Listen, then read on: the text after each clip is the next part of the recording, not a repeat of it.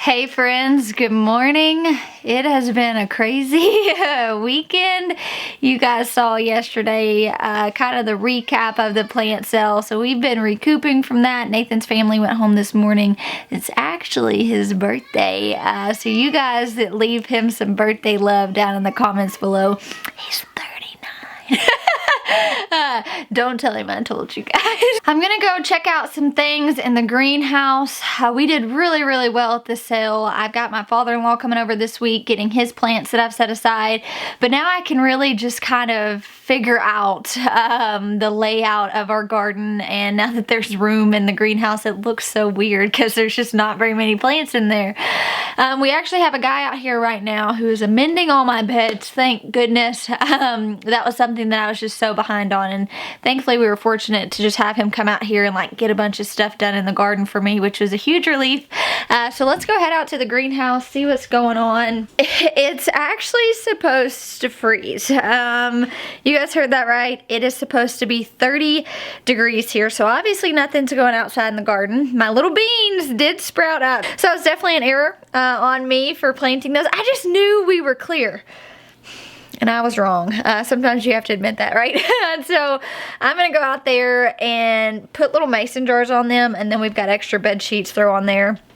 And they're only like, I mean, they're really small. So I'm just kind of like, if they die, they die. What do you do? I'm not gonna lose sleep over it. I'm not gonna worry about it, but I am certainly not putting out my tomatoes or peppers or anything like that whatsoever, just because this weather's been so wonky. So this weather is certainly crazy. It's supposed to be 70 degrees here today, and then it's supposed to jump down to 30. So isn't that so incredibly wild?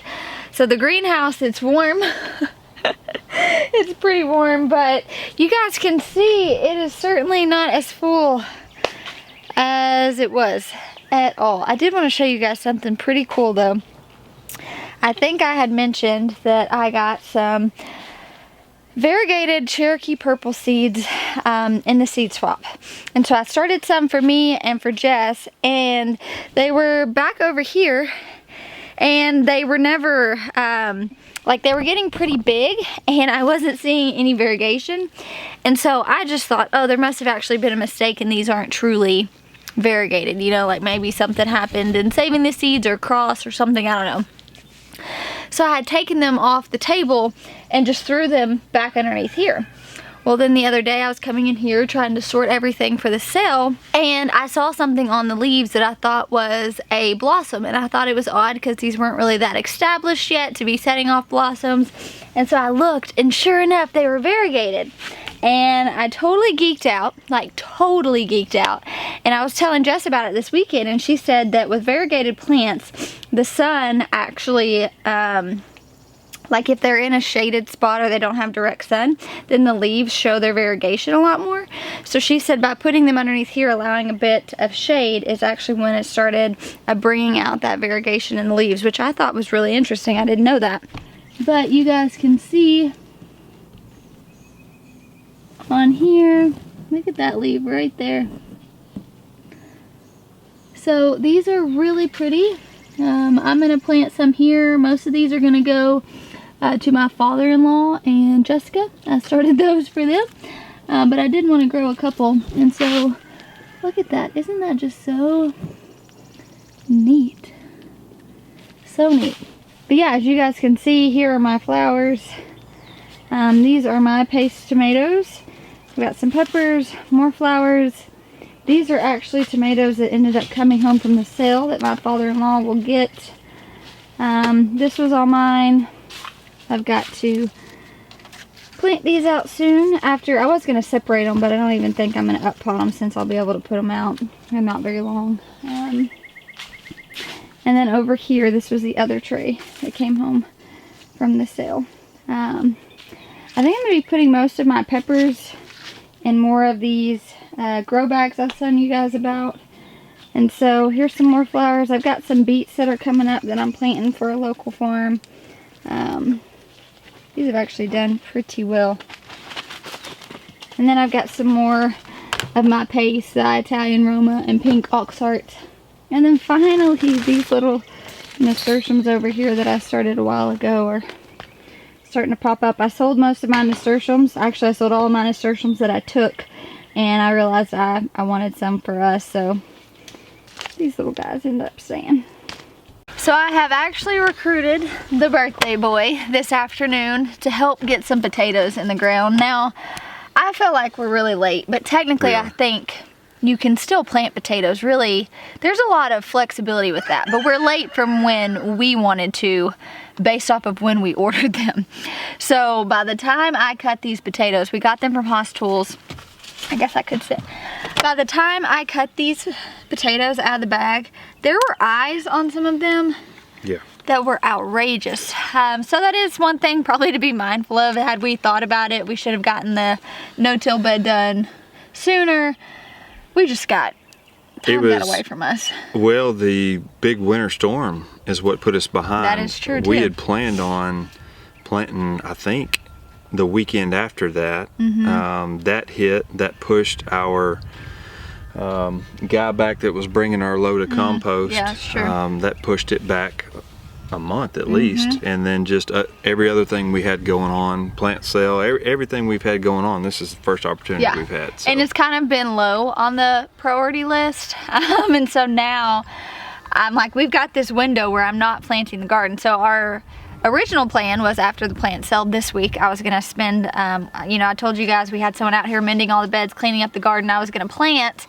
Well, now since we've got the crazy frost happening tonight, I'm not doing that. And so we're like, let's go ahead and put the potatoes in. It's crazy too, that, I mean, you guys can see I'm in a tank top. It's probably 70 degrees. But I'm telling you, if you're thinking about moving to Arkansas, think again. Yeah. No, I'm just kidding. All right, so we're gonna go head over here and plant. We don't really know a whole lot about potatoes. We've attempted to grow potatoes at our old place pretty unsuccessfully, mainly just because we didn't do any type of research. So we know like the basic things, but by no means are we potato experts. Yeah, Look. Let's get that out on the front end. Yeah. Definitely not potato Hi, experts. I'm Jill. I'm Nathan. And we are not potato experts. I just want to use the tool. Listen, okay, so y'all know this is one of my favorite tools. I did like a favorite tools video a while ago, and the HORI was on there. I'll link it below. But he was like, I'm gonna go get my pocket knife. I'm like, no, you're not. You're gonna go get that amazing HORI. All right, so as you guys can see, check this out. Look at the eyes on this. We're not planting all of them today, so we just grabbed some. This was we bought the Viking Blue or something. The Viking blue or adder, I'm not sure. We bought two different kinds. They were both like a blue and purple variety. I'll find them and link them below. We got them from Haas Tools. I'm not even sure if they have potatoes available right now. But these taste really good. We've had them before. And they're just really, really beautiful. So as you guys can see here, we somewhat got the no-till bed done. Nathan started putting rock around just to try to keep the weeds. So what's your plan here? Whoa, I wish you guys could hear. Do you hear that? I do. Oh my word. There are so many bees everywhere. Ah! This is like my worst nightmare. Okay, we got sidetracked for a second. This is our blueberries. You can see there's lots of blooms everywhere, but I'm not sure if you guys will be able to hear it. I'll try to be quiet in a second, but it is just buzzing with bees everywhere.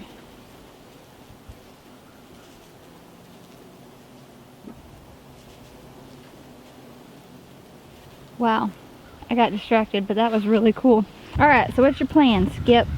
My plan is to use this sharp thing and poke a hole about every 12 to 15 inches and plop a piece of potato in there. Okay. Does that sound technical enough? Yes, I will add for all of those who maybe need a little bit more than that. So that's why you watch her and not me. Will you actually grab a potato real quick? Yeah. So with potatoes, if you're wanting larger potatoes, and granted, like I said, we don't know a ton, but I do know a few little facts. If you're wanting baby potatoes, you can plant them closer together. If you're wanting larger potatoes, obviously you're going to want to space them a bit more. And when you plant your potatoes, we actually went through and like cut all them. I know some people who just plant the whole potato. We cut off where there's an eye. And so you'll plant with the cut side down and then your eyes will be up. So that is actually important because the eye right here is what is going to produce the plant. So your plan is what, to do 2 rows? Because they need to be about what, 3 feet apart, 3 or 4 feet? Yeah, and so if I do 2 rows on the outside edge, that'd be roughly 3 foot apart. Okay, so. Yeah, so that's what we're gonna do. Do you love that tool? It is sweet. Yeah, so you guys can see here, he just did a little X in here.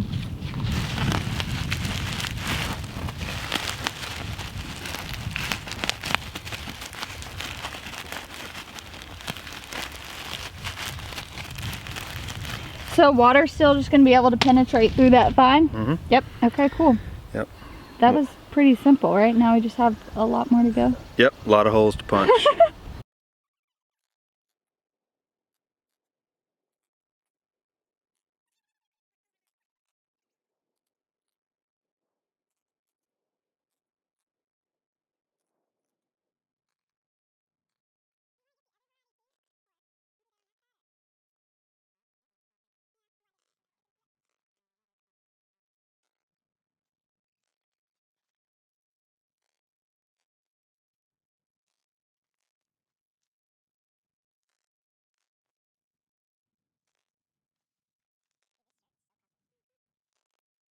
So as you guys can see, this is relatively pretty simple. Like I said, this may not be like the exact right way to plant potatoes, but this is just the way we're planting them, the way we're working with what we have.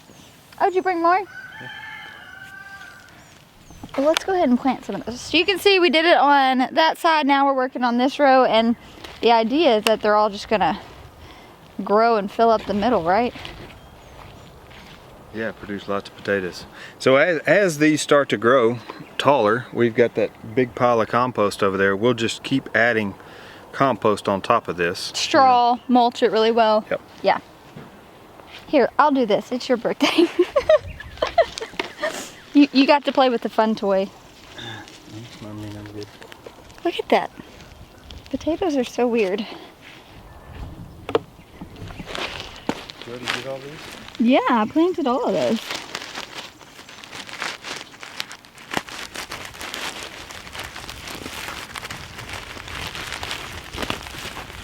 Cover it up really well. Look at that. It's a little alien plant.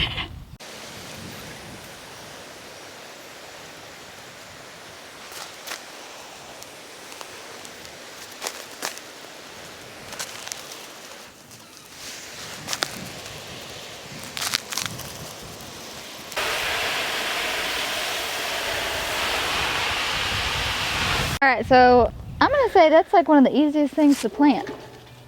I mean, literally, we planted this in like 5 minutes. I mean, granted, there was the work on the front end of actually building the bed. But other than that, this was stinking easy. Don't you think so? I thought so. Yeah, way easier than...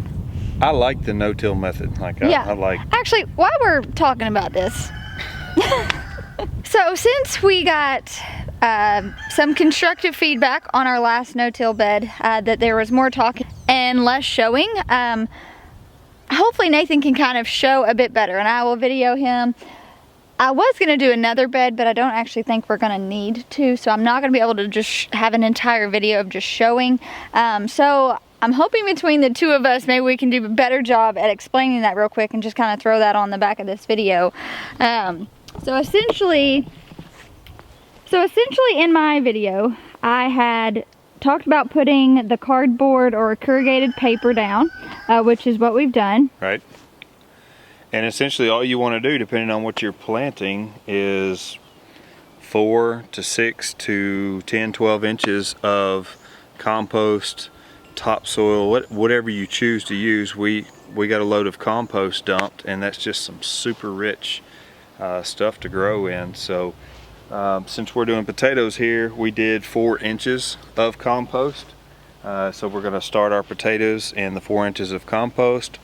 As they start growing up, we will keep piling more compost in on top.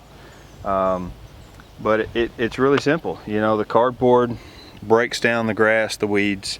It gets wet, the compost on top, it brings the worms in. You guys can see that, and then we just layered the soil. And I had started this process, and essentially what we did was just continue to dump the compost.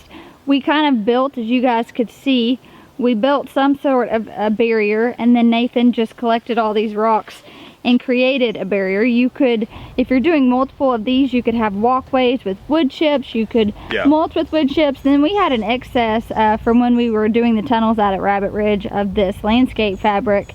And the idea behind putting this down was just to keep the weeds down. Keep the weeds down, absolutely. You know, I mean, we don't spray any herbicides, and so we don't have a whole lot of grass, so it's just mixed weeds all the time. Yeah, it's true. And the weeds like to creep and grow, and so I just wanted to create some sort of barrier where I could come through here with the weed eater, mow around it, you know, something simple. But you know, if you've ever worked a tiller, they beat you to death, you know, and we are going more towards no-till. We like that it doesn't disturb the environment, you know, doesn't. Yeah. Yeah, I mean, it is that simple. Aside, you guys will need to figure out how big you want your beds. You'll need to figure out the type of soil that you're comfortable with. Regardless, though, you're gonna lay down some sort of barrier on top of the weeds, which we've chose this corrugated paper, cardboard here. Then we've just put the desired amount of soil, and now we're slowly working on creating a barrier. But honestly, it really just, it is that simple. It is that simple, and it can be inexpensive. Right, yeah. You know, we spent quite a bit of time resourcing. You know, we actually found this compost. I told them for free. For free. Free 99.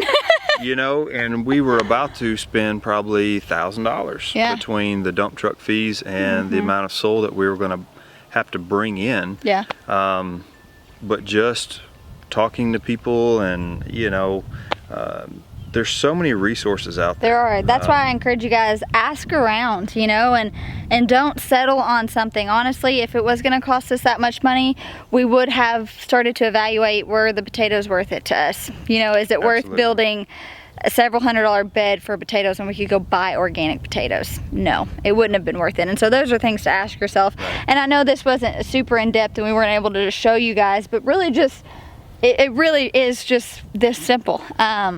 Well, and here in a couple of weeks, when you start doing garden tours and things like that, you'll come out here and they'll be able to see, okay, well, there's more compost right, there now, keep adding to it, and that's definitely the thing. Same with like when you're mulching around, your wood chips will begin to break down. You're going to need to keep adding on that. We'll continue to bring straw and mulch around the plants as they're growing with straw as well.